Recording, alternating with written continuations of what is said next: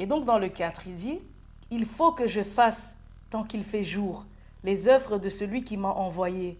La nuit vient où personne ne peut travailler.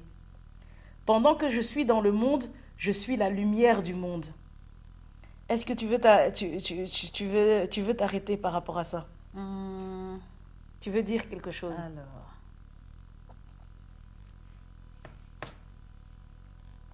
En lien avec tout ce qu'on s'est dit, hein. Je te donne un peu... ouais.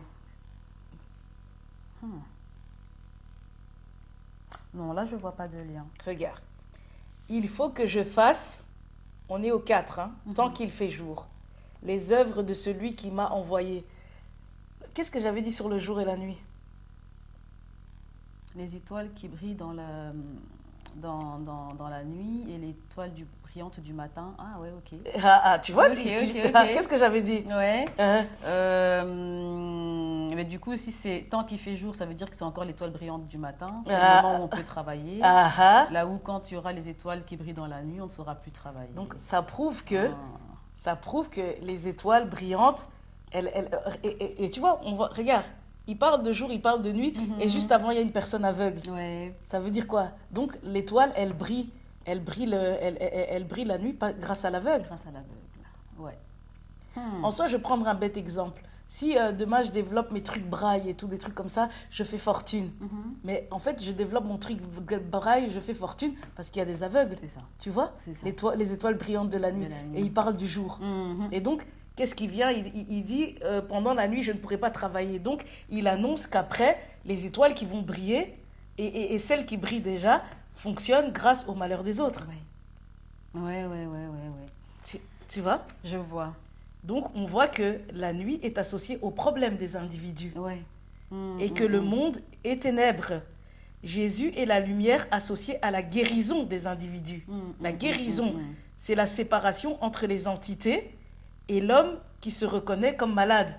Donc, il enlève ces démons. Tu vois, on disait que dans les miracles, il chasse les démons. Parce que les démons, ça se définit par l'aveuglement, les stropiés et toutes ces choses. Et donc, en fait, pourquoi après les pharisiens, ils vont le mettre à la croix?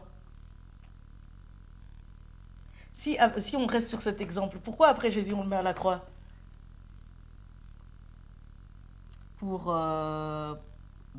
comme le bouc, en fait. Non. Si on reste dans ce contexte-là, lui, par exemple, il vient travailler pendant le jour et il guérit les individus. Ah oui, mais parce que du coup, s'il guérit les individus, il n'y a plus personne pour être les boucs et pour les aider à être heureux. Il renverse le commerce des gens. Bien sûr. Tu comprends qu'est-ce que ça représente et tout. À un moment, Jésus, il est dans le temple et il enlève tous les animaux. Il dit, la maison de mon père n'est pas une maison de commerce. Mais tu sais qu'est-ce que ça représente? En fait, il enlève et tout ça. Parce que, en fait, le temple, ça représente notre personne. Et des gens font des commerces sur le mal-être des personnes. Donc, Jésus, s'il vient guérir toutes ces personnes, mais il dérange. C'est ça. Il dérange la fortune de ceux qui se sont établis. Exactement. Tu comprends pourquoi il faut le mettre à la croix? Oui, je vois. De manière à ce qu'il puisse toujours y avoir des boucs pour... Exactement. S'il n'y a plus de boucs, s'il y a plus de boucs, il y a plus d'étoiles qui vont briller. Dans la nuit. C'est bon? Ouais, c'est bon. Ok. Et donc, on continue. Après avoir dit cela, il cracha par terre et fit de la boue avec sa salive. Puis il appliqua cette boue sur les yeux de l'aveugle et lui dit, « Va te laver au bassin de Siloé, nom qui signifie envoyé. » Je ne sais pas si tu veux dire quelque chose par rapport à ça. Si ça te parle. Il faut savoir que la Bible est très, très métaphorique. La Bible, si tu la lis comme ça, c'est barbant, c'est saoulant. Mais c'est pour ça qu'il faut voilà. Moi, je vois ça comment? C'est comme si la salive de Jésus mélangée à la terre, qui crée cette boue, est mise sur les yeux de l'aveugle, parce que l'aveugle s'est reconnu comme étant aveugle. Et du coup, il peut aller se laver au réservoir nommé envoyé. Au réservoir, comme s'il est... dans le sens où Dieu l'a envoyé, en fait. Jésus l'a envoyé. Bon. Je sais pas trop. Je En dirais soi, ça comme ça. sors de tout ça. Moi, ce que moi je vois par rapport à ça, la parole, c'est la vérité. Tu vois, pour moi, comme ça, l'image, tout truc, elle veut rien dire, tu vois. La boue, ça représente le péché dans lequel nous sommes tous issus. Ok. La boue, c'est le péché. La salive, mélangée à la boue, c'est la parole, la vérité. Tu vois, pour pouvoir parler, on utilise la salive, tu vois. Là, on utilise la salive, la parole qui se mélange au péché. Elle se mélange au péché. Qu'est-ce qui vient se mélanger au péché? C'est la vérité. Ah ouais. La vérité. Parce qu'il se reconnaît aveugle et tout ça et tout, et il le sort, il le dit, tu vois. Puis, il va vers l'eau. On l'envoie vers l'eau. L'eau, c'est la repentance. La repentance, c'est se purifier. En fait, en soi, l'eau, c'est la repentance. Elle se purifie en disant la vérité. Elle se purifie du mal qu'il a habité à partir de ses 7 ans.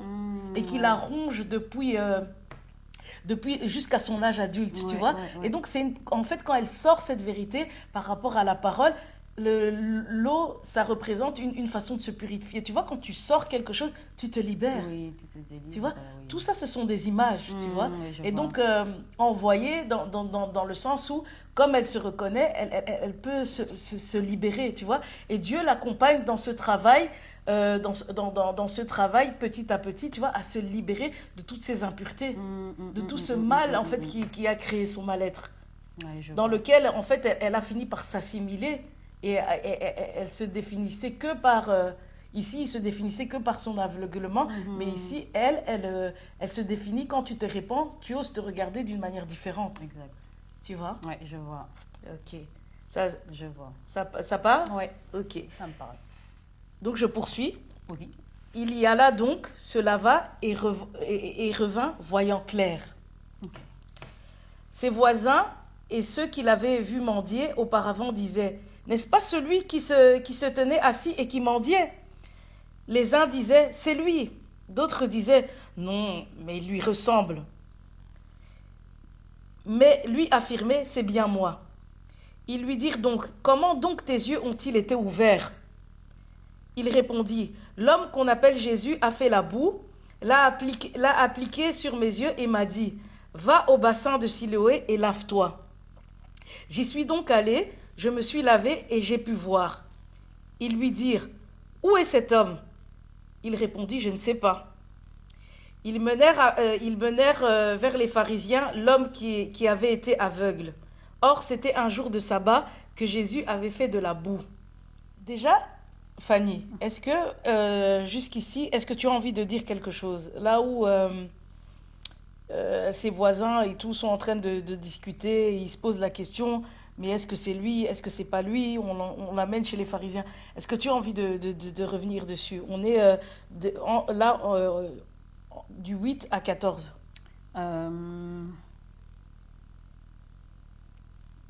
Je dirais que déjà, ils sont dans un grand étonnement, comme si ce n'était pas possible. Ok. Ça, c'est déjà une chose. Et alors, ils mettent l'accent sur le fait que l'homme qui l'a guéri a agi le jour du sabbat, alors que le jour du sabbat, on n'est pas censé travailler, entre guillemets. Ok. Et en fait, il s'appuie plus sur ça que sur le fait qu'il est guéri. Exactement. Tu vois, Ouais. c'est un peu, je fais mon témoignage. Si c'est quelque chose qui me libère, laissez-moi continuer en fait. Et donc, il y a aussi des personnes, tu sais, on m'a demandé aussi, même du côté de la famille, on m'a dit: ouais, mais arrête de faire ça pour son image et tout ça et tout ça. On regarde à son image. Bon, si on part du principe que, en fait, ils ont préféré regarder le fait que là où il est, son âme repose en paix, que de moi, tu vois, que ma personne. Que ma personne puisse se sentir bien en parlant du témoignage. Et moi, on me demande de me taire, Oui, tu vois, c'est ça. où la priorité est mise, tu vois. Ouais.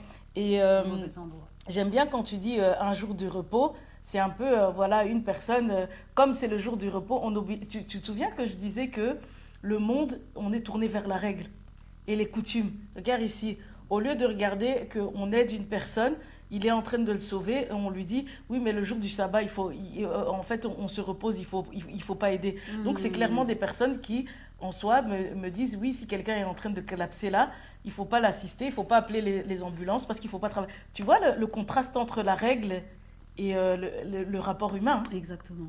Exactement. C'est fort, hein? C'est très fort. C'est très fort. Voilà. Et c'est ça le monde dans lequel on est en général. Et aussi un autre sens, quand ils disent, oui, mais comment ça se fait qu'ils voient? Il y a un double sens par rapport aux yeux. Moi, ce que je comprends, c'est comment on a enlevé le sort par rapport aux yeux. Parce qu'il pose la question, comment ça se fait qu'il est en train de voir? C'est comment on a enlevé le sort et comment tu vois maintenant. Tu vois? Et comment tu vois maintenant? Eux ne savent pas que c'est par rapport au travail intérieur. À savoir que moi, depuis ce travail intérieur, comme je dis, je vois des miracles tous les jours. Et tu sais que mon 3e procès, je l'ai aussi gagné. Yes. Je l'ai aussi gagné. Et en soi, si tu regardes, le 1er procès, j'étais dans une position comment?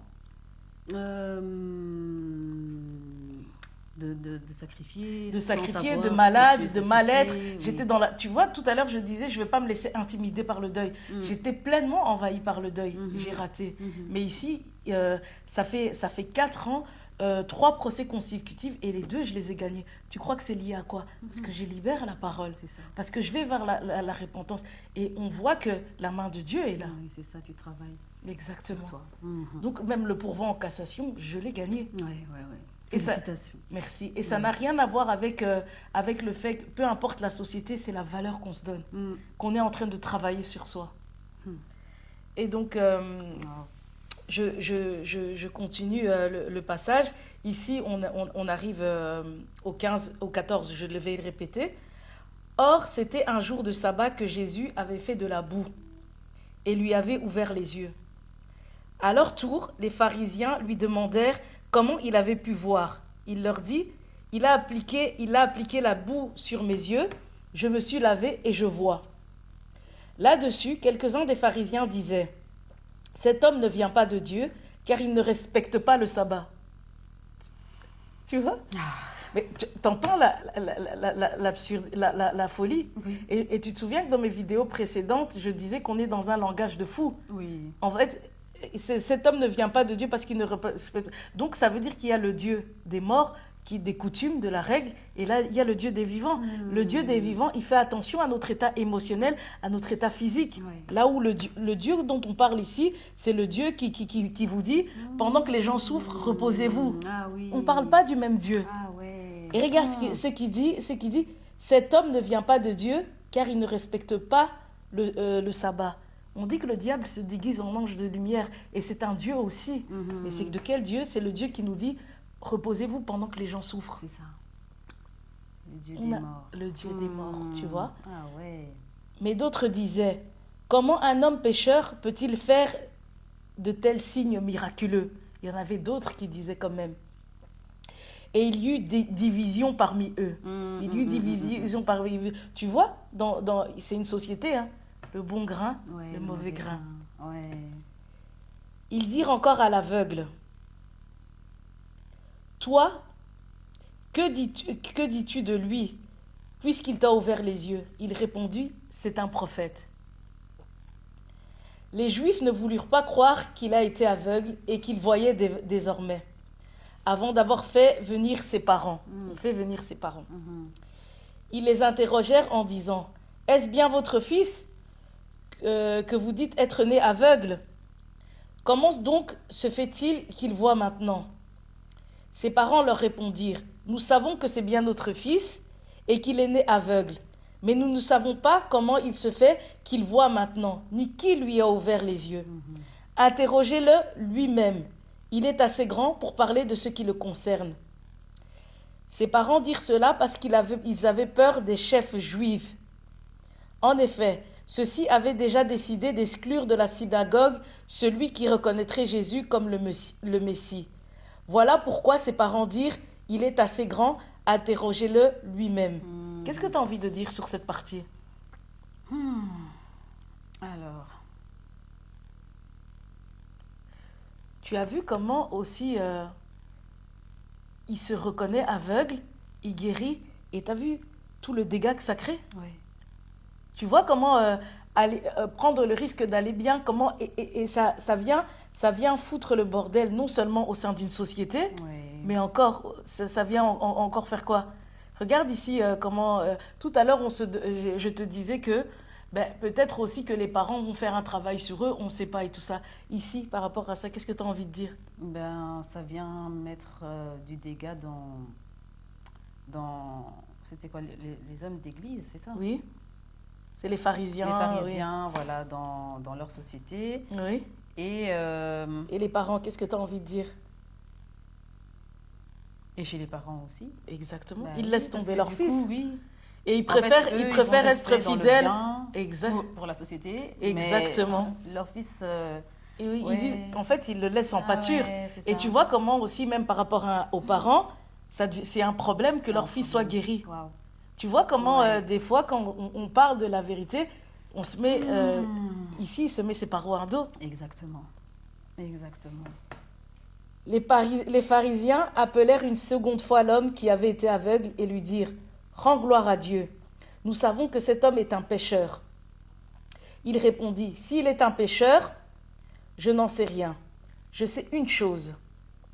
C'est que j'étais aveugle et maintenant je vois. » Ils lui dirent de nouveau « Que t'a-t-il fait? Comment t'a-t-il ouvert les yeux ?» Il leur répondit « Je vous l'ai déjà dit et vous n'avez pas écouté.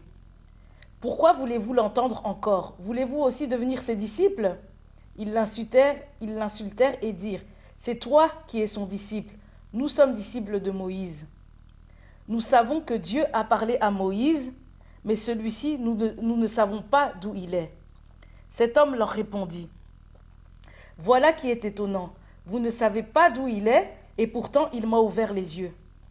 Nous savons que Dieu n'exauce pas les pécheurs, mais qu'en revanche, si quelqu'un l'honore et fait sa volonté, il l'exauce. » Qu'est-ce que tu as envie de dire sur ce passage? Qu'est-ce qui se passe entre ces pharisiens et cet homme? Attends, parce que là, ça a dépassé 23? Oui, je suis arrivée au 31. Ok. Parce que j'avais pris seulement jusque 23. Ok. Un instant. C'est quoi ta question du coup? Qu'est-ce que tu as envie de dire? Tu vois, on lui redemande, peut-être je peux récapituler, on lui redemande et tout, qu'est-ce qui s'est passé? Qui t'a ouvert les yeux? Et il y a ce ping-pong comme ça. Eux disent oui, il n'est pas de Dieu, lui il dit qu'il est de Dieu, il explique comment on lui a ouvert les yeux et il redemande tout le temps la question, il lui repose tout le temps la question. Qu'est-ce que tu peux comprendre de ce moment?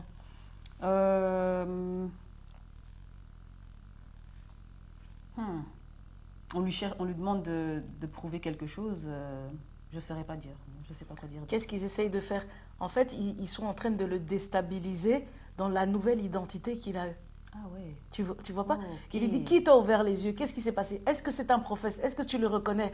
En fait, il y a ce côté où on guérit, mais maintenant, il faut tenir ferme dans la guérison.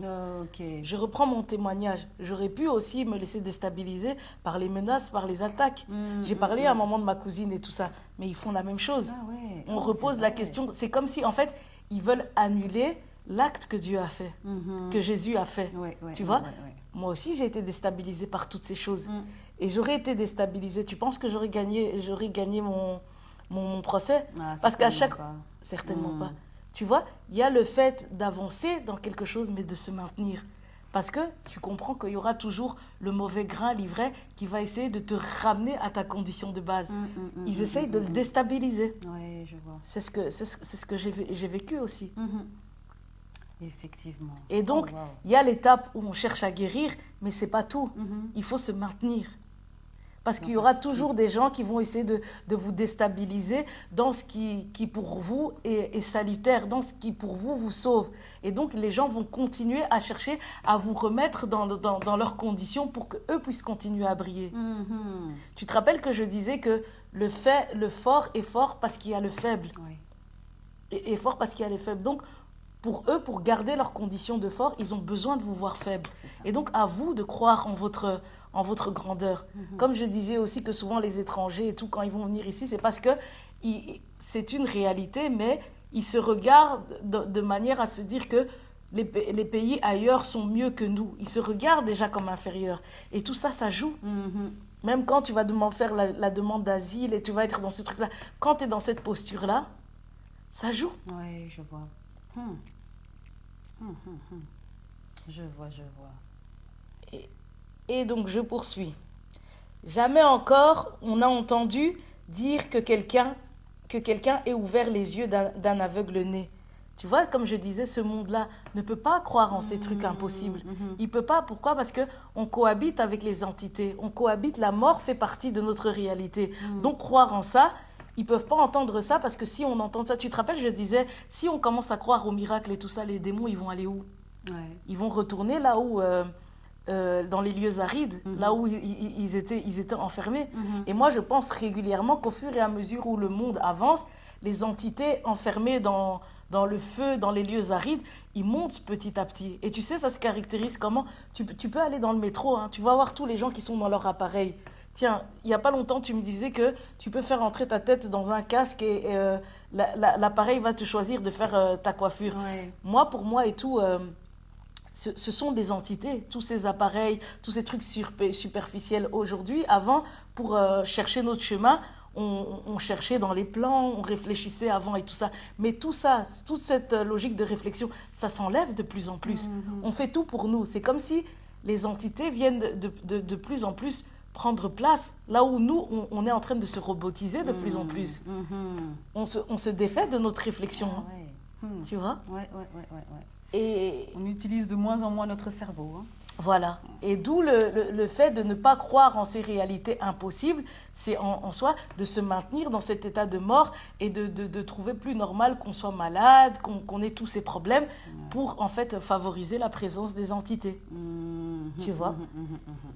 Et donc je continue. Si cet homme ne venait pas de Dieu, il ne pourrait rien faire. Ils lui répondirent: tu es né tout entier dans le péché et tu nous enseignes.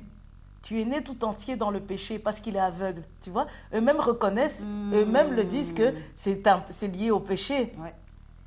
Et ils le chassèrent. Jésus apprit qu'il l'avait chassé. L'ayant rencontré, il lui dit: crois-tu au Fils de Dieu? Il répondit: et qui est-il, Seigneur, afin que je croie en lui? Tu l'as vu, lui dit Jésus, et celui qui te parle, c'est lui. Alors il dit: je crois, Seigneur.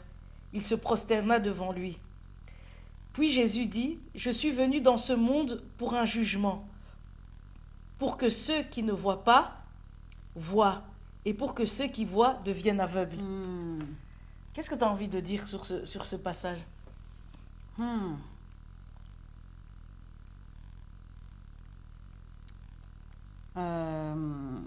Je sais pas, la phrase que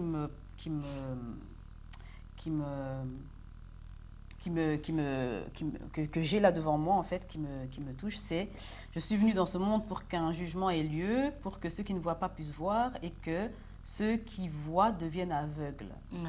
Alors ça montre à quel point, quand ceux qui étaient les boucs ne le sont plus, eh bien les autres deviendront les boucs. Et c'est ce que tu expliquais tout à l'heure. Exactement, bravo. Et regarde regarde comment il y a le schéma. Et tu te souviens que je disais, c'est pas possible de croire comme ça de but en blanc. Comme je disais, en fait, moi, je viens d'une famille où j'ai eu des blessures affectives. Donc, penser au mariage, à l'époux, à la vie amoureuse, je ne peux pas penser à ça. En fait, croire en Dieu, on commence par douter. Tu te souviens?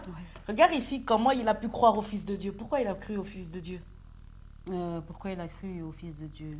Mais parce que c'est le Fils de Dieu qui a voilà, rendu la vie. Parce qu'il y a quelque chose de positif qui lui a rendu la vue. Moi, je réussis au procès. Je vois que mon fils ne double pas. C'est de plus en plus facile de croire en des réalités plus inaccessibles. Tu vois comment ça se crée crescendo. Et regarde aussi ce qui est fort. À quel moment Jésus vient? Comme j'ai dit, en fait, la première fois en Éden, c'est le serpent qui vient. Mais après, c'est le mal est fait dans le frère, chez Caïn. Regarde ici. Il y a eu la tentation dans le désert. Après, le diable se retire. Il a tenté à plusieurs reprises. Et puis après, quand le diable s'est retiré, des anges sont venus servir Jésus. Tu sais ça? Dans Matthieu 4. C'est la même chose ici. Hein. Regarde. Il a la vue. Il se maintient. Il tient ferme et tout pendant que les autres essayent de le déstabiliser. C'est comme la tentation du diable. Il lui a présenté plusieurs choses. Quand il part, les anges viennent. Ici, qu'est-ce qui se passe? Les gens le déstabilisent. Ils disent non, il n'est pas de Dieu. Non, c'est pas un prophète. Il est de Satan et tout ça. Il ne s'est pas laissé déstabiliser. Il est resté ferme. Et il est resté. Ses parents l'ont renié, mais lui, il reste. Il se dit, moi, c'est Jésus. Tu vois, il s'est séparé de son rapport, familial. Et qu'est-ce qui se passe après? Juste après que les pharisiens le chassent, Jésus vient à lui. Oui, exact. Comme tu les vois? Anges. Voilà. Sont venus à Jésus. Et là, il croit. Tu vois comment la situation se fait? C'est pas que je ne critique pas, mais en fait, les choses ne se font pas d'un coup de baguette magique. C'est tout un processus. Et ce processus, tu vois que ça construit de l'intérieur. Ça demande de la persévérance, de la réflexion, de s'accrocher sur ses choix. Et donc, regarde ici, il a choisi ses yeux que ses parents et la société. C'est ça. C'est ça. Tu vois? Ouais. Et tu comprends que suivre le raisonnement de Christ, c'est renoncer à son identité familiale d'estropié, d'aveugle, pour guérir au 39. Quand tu vois que les 39, pour guérir au 39, quand tu vois les autres deviennent aveugles, donc ta condition les permettre, comme on a dit, de briller. Ouais, c'est ça. Et on voit bien que le feu, il ne voit plus. C'est ça le feu. Ça veut dire qu'en fait, et tu vois que des gens peuvent s'approprier ta destinée. Tu comprends? Parce que pourquoi l'autre ne voit plus? C'est comme si, en fait, tu ne voyais plus, tu étais aveugle parce que l'autre t'a mis ses déchets. C'est lui qui était censé devenir aveugle. C'est ça. Tu vois comment... Et il reprend sa condition à partir du moment où l'aveugle le voit. Et sa condition, c'est qu'il revient dans le feu. Ouais. Ok. Et tu vois le vol de destinée, des transferts. Ça, c'est dans la Bible, mais ce sont des réalités. C'est ça. Et je poursuis avec le 40 à 41. Ok. Quelques pharisiens qui étaient avec lui entendirent ces paroles et lui dirent: Nous aussi, sommes-nous aveugles?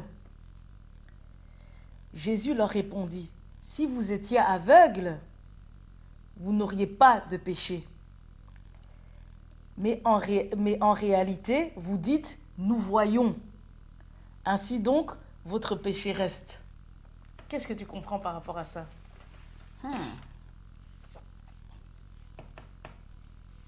Si vous étiez aveugle, vous n'auriez pas de péché.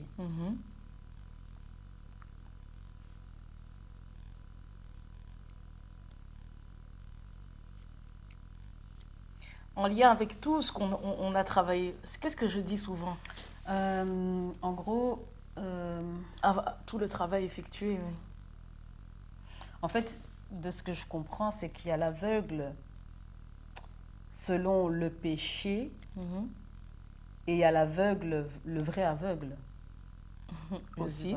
Moi, je le vois comme ça.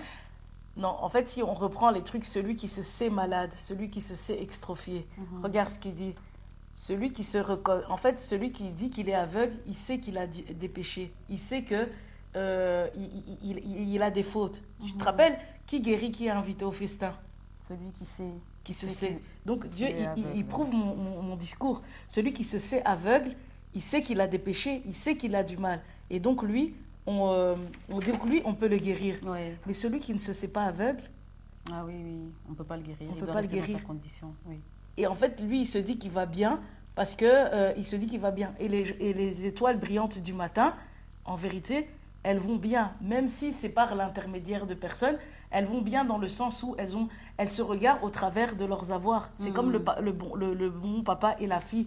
En soi, le papa, il se regarde par rapport à ses avoirs. Sa famille ne manque de rien. Il peut se définir en tant que papa parce qu'il a un bon travail, une bonne situation. Sa famille ne manque de rien. Mais en fait, il se regarde dans ce sens-là. Et donc, pour lui, il se dit c'est un bon père. Il n'est pas aveugle. Et en soi, en fait, pour lui, comme il se regarde dans cet axe-là, il n'a pas de péché. C'est ça. Donc pour lui, ce n'est pas un abuseur. Et oui, je vois. Mais du coup, il est péché tout entier, si je peux dire ça. Exactement. Oui, je vois. Tu vois? Je vois. Donc celui qui se reconnaît n'a plus de péché et ne fait plus partie de cette configuration familiale. Il ne fait plus partie de cette configuration familiale. Donc on ne sert plus de bouc. Et donc la tendance revient à celui qui, comme il ne se reconnaît pas péché, en fait, il ne pourra plus continuer son existence de père au travers de ses finances et tout ça.